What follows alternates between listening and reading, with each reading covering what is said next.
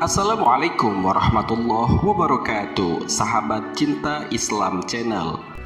Surga dan neraka adalah tempat kembalinya semua manusia ketika kehidupan dunia telah berakhir. Adapun keadaan kedua tempat itu sangatlah berlawanan satu dengan yang lainnya. Jika manusia akan menemukan kebahagiaan yang tak terkira di surga, maka di neraka mereka akan menemukan tempat yang paling mengerikan yang belum pernah terbayangkan selama hidupnya di dunia. Tentunya, setelah meninggal, semua manusia menginginkan agar ditempatkan di dalam surga. Namun semuanya kembali kepada amalannya ketika dia berada di dunia.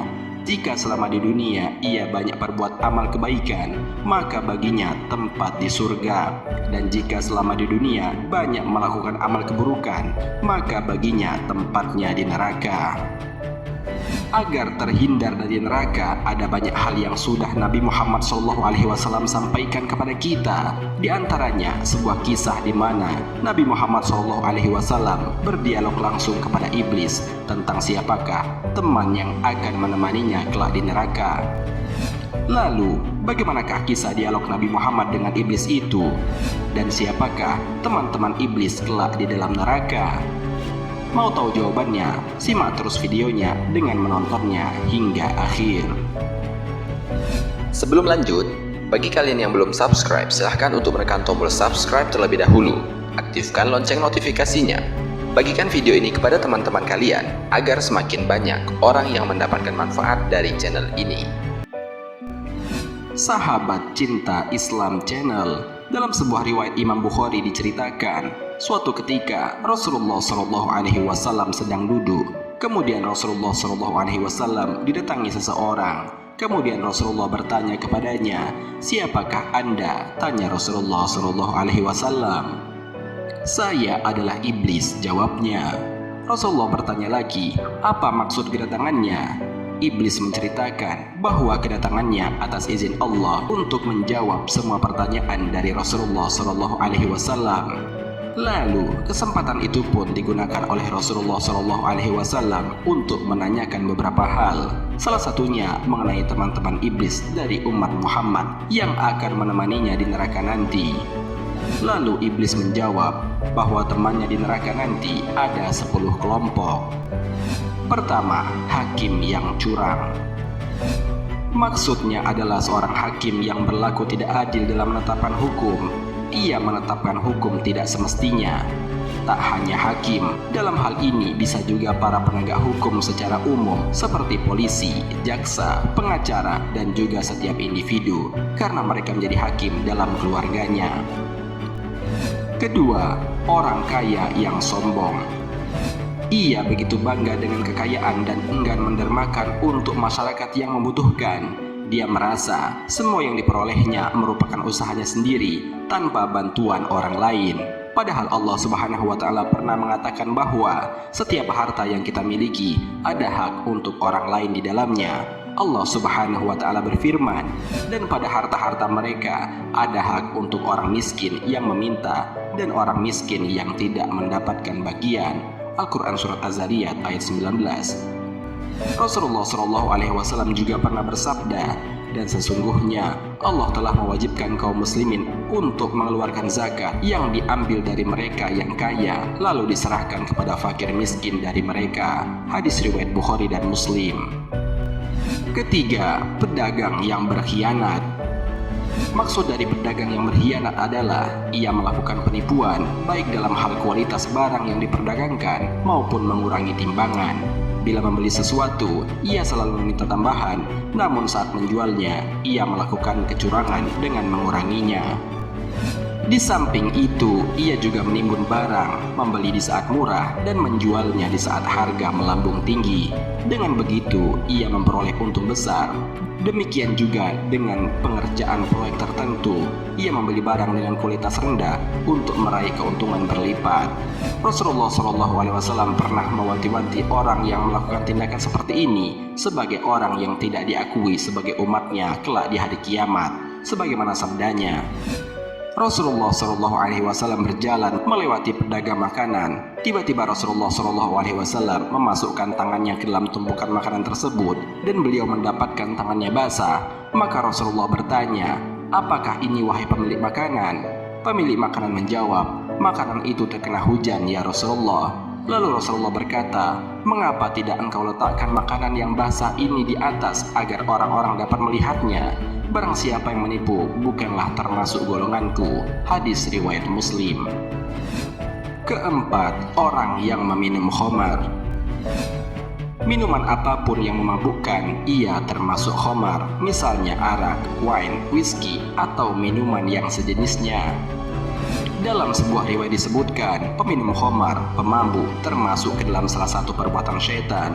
Allah Subhanahu wa Ta'ala berfirman, hai orang-orang yang beriman, sesungguhnya meminum khamar, berjudi, berkorban untuk berhala, mengundi nasib dengan anak panah adalah perbuatan keji dan termasuk perbuatan setan. Maka jauhilah perbuatan-perbuatan itu agar kamu mendapat keberuntungan. Al-Quran Surat Al-Ma'idah ayat 90. Dalam ayat lainnya Allah Subhanahu wa Ta'ala berfirman, mereka bertanya kepadamu tentang khamar dan judi. Katakanlah, pada keduanya itu terdapat dosa besar dan beberapa manfaat bagi manusia, tetapi dosa keduanya lebih besar dari manfaatnya.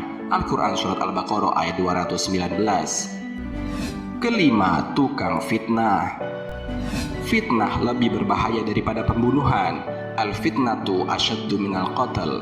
Membunuh adalah menghilangkan nyawa lebih cepat, namun fitnah membunuh seseorang secara perlahan. Fitnah ini bisa pula membunuh karakter seseorang. Fitnah itu diantaranya mengungkapkan aib seseorang yang kebenarannya tidak bisa dipertanggungjawabkan, atau gosip, atau ghibah, dan lain sebagainya. Allah Subhanahu wa Ta'ala berfirman, dan bunuhlah mereka di mana saja kamu jumpai mereka, dan usirlah mereka dari tempat mereka telah mengusir kamu Mekah. Dan fitnah itu lebih besar bahayanya dari pembunuhan. Dan janganlah kamu memerangi mereka di Masjidil Haram, kecuali jika mereka memerangi kamu di tempat itu. Jika mereka memerangi kamu di tempat itu, maka bunuhlah mereka. Demikianlah balasan bagi orang-orang kafir. Al-Quran Surat Al-Baqarah ayat 191. Keenam, orang yang suka memamerkan diri atau riya. Mereka yang selalu ingin menunjukkan kehebatan dirinya, menunjukkan amalnya, kekayaannya, dan lainnya, semua itu demi mendapatkan pujian, maka yang demikian itu kelak di hari kiamat akan menjadi teman iblis di neraka. Allah Subhanahu wa Ta'ala berfirman, hai orang-orang yang beriman, janganlah kamu menghilangkan pahala sedekahmu dengan menyebut-nyebutnya dan menyakiti perasaan si penerima, seperti orang yang menafkahkan hartanya karena riya kepada manusia, dan dia tidak beriman kepada Allah dan hari kemudian. Maka perumpamaan orang itu seperti batu licin yang di atasnya ada tanah. Kemudian batu itu ditimpa hujan lebat, lalu menjadilah dia bersih tak bertanah. Mereka tidak menguasai sesuatu pun dari apa yang mereka usahakan, dan Allah tidak memberi petunjuk kepada orang-orang yang kafir. Al-Quran Surat Al-Baqarah ayat 264. Ketujuh, orang yang memakan harta anak yatim. Mereka ini memanfaatkan harta anak yatim atau sumbangan untuk anak yatim demi kepentingan pribadi dan kelompoknya. Sungguh celaka orang-orang yang melakukan hal ini, sebagaimana firman Allah Subhanahu wa Ta'ala, tahukah kamu orang yang mendustakan agama, maka itulah orang yang menghardi anak yatim dan tidak mendorong memberi makan orang miskin. Maka celakalah orang yang sholat, yaitu orang-orang yang lalai terhadap sholatnya, orang yang berbuat riya dan enggan memberi bantuan. Al-Quran Surat Al-Ma'un ayat 1-7. Kedelapan, orang yang meringankan sholat. Mereka memahami perintah sholat adalah kewajiban, namun dengan berbagai alasan, akhirnya sholat pun ditinggalkan.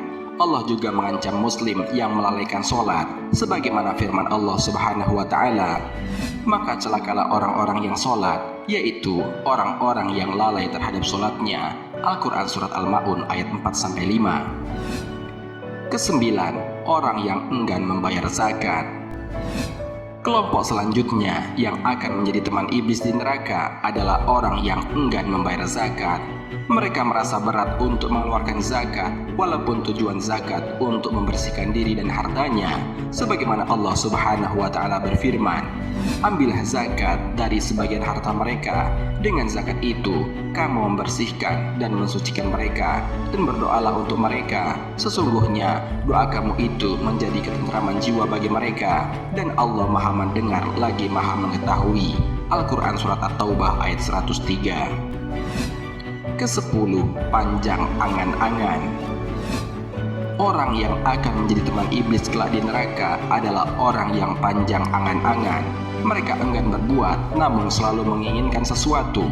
Ia hanya bisa berandai-andai, tapi tak pernah melakukan hal itu. Allah Subhanahu wa Ta'ala berfirman, "Orang-orang munafik, merekalah yang mengatakan kepada saudara-saudaranya, dan mereka tidak turut pergi berperang. Andaikan mereka mengikuti kita, tentulah mereka tidak terbunuh. Katakanlah, tolaklah kematian itu dari dirimu jika kamu orang-orang yang benar." Al-Quran Surat Ali Imran ayat 168. Sahabat Cinta Islam Channel, demikianlah 10 kelompok orang yang akan menjadi teman iblis kelak di neraka. Semoga dengan adanya video ini dapat menjadi bahan introspeksi diri bagi kita, agar kita tidak termasuk ke dalam orang-orang yang kelak di hari kiamat akan menjadi teman iblis di neraka. Marilah kita berdoa kepada Allah Subhanahu wa Ta'ala, semoga kita diberi syafaat oleh Nabi Muhammad SAW dan dimasukkan surga oleh Allah Subhanahu wa Ta'ala dengan hisab yang ringan. Amin ya rabbal alamin. Wallahu a'lam bishawab. Jika terdapat kesalahan dalam penyampaian ini, admin mohon maaf, dan itu merupakan kesalahan dari admin sendiri. Jika ada benarnya, itu adalah dari Allah Subhanahu wa Ta'ala. Semoga bermanfaat. Wassalamualaikum warahmatullahi wabarakatuh. شكرا يا ربي شكرا